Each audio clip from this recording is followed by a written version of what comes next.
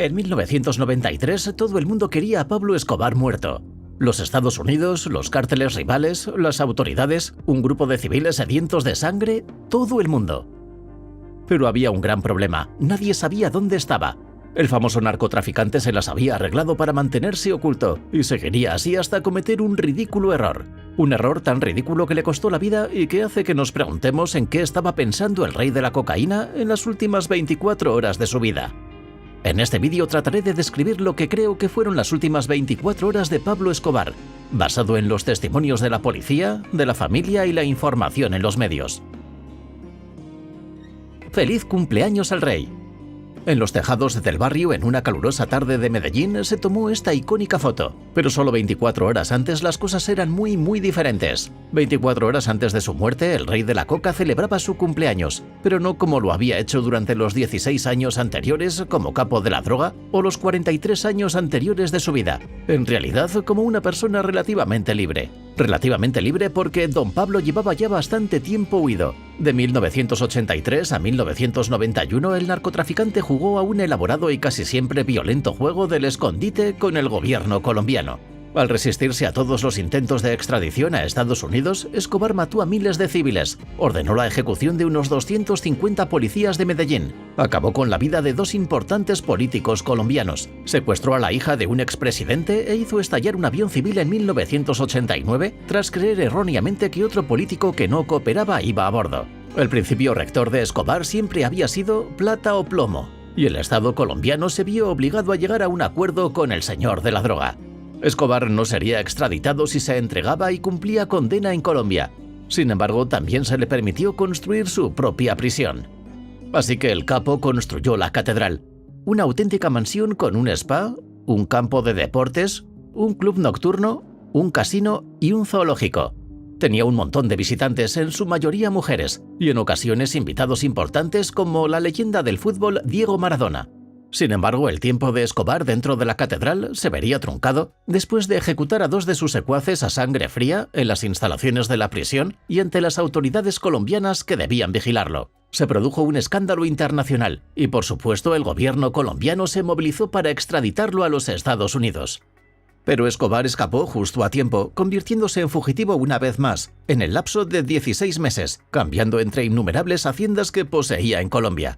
Eran las mismas haciendas que habían alojado a su familia mientras él estaba en una prisión hecha a medida. Y ahora aquí estaba en sus últimas horas, celebrando su cumpleaños solo, sin fiesta y sin familia. La familia de Escobar está cautiva.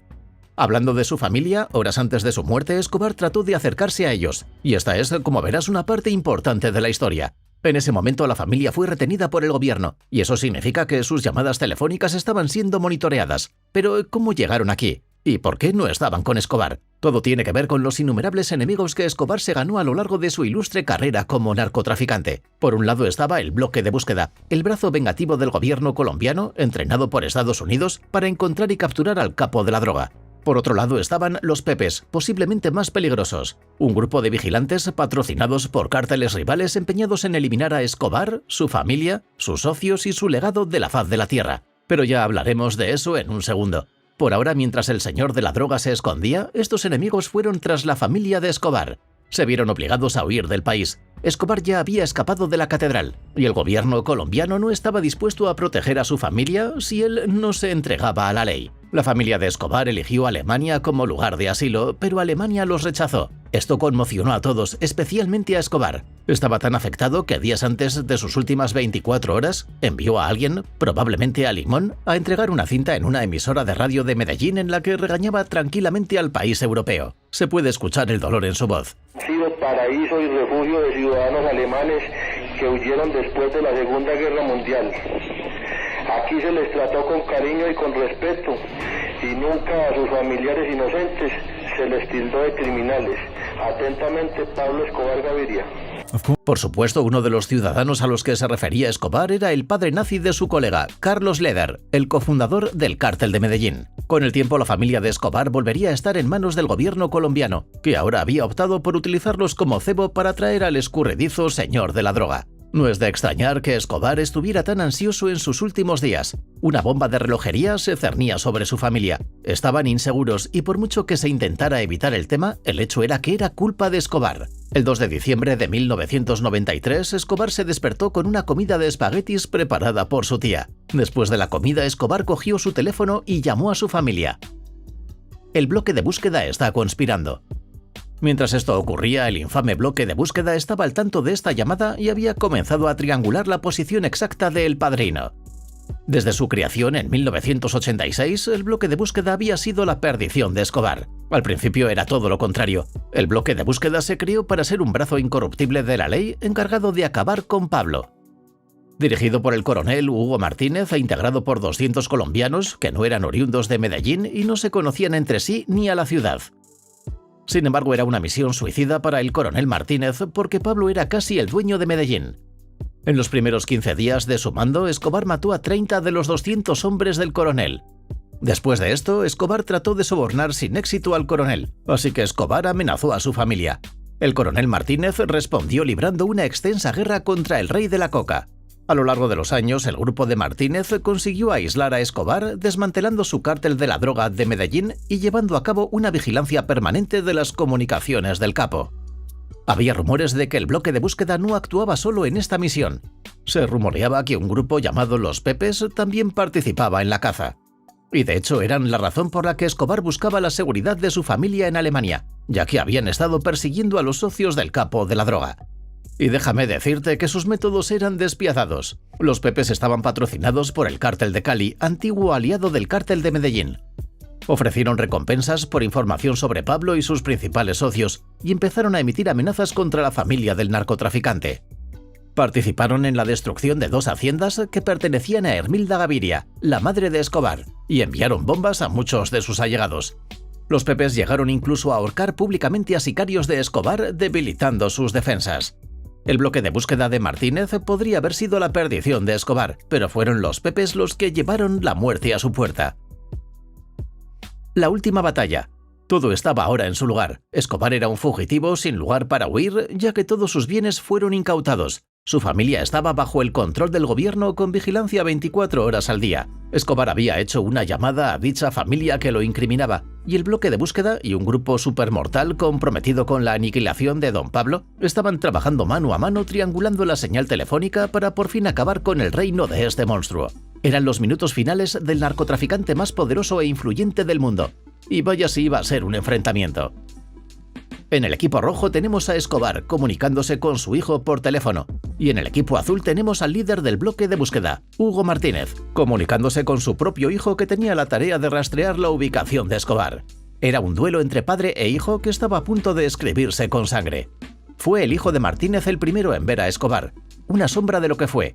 El capo de la droga no se parecía en nada a la figura limpia y con bigote que todo el mundo había temido antes. El bloque de búsqueda tardó muy poco en llegar al barrio. A las 2:57 de la tarde, apenas unos minutos después de que Escobar hiciera la llamada, llegaron a su ubicación. Escobar todavía estaba hablando por teléfono cuando comprobó que el edificio de su tía estaba rodeado.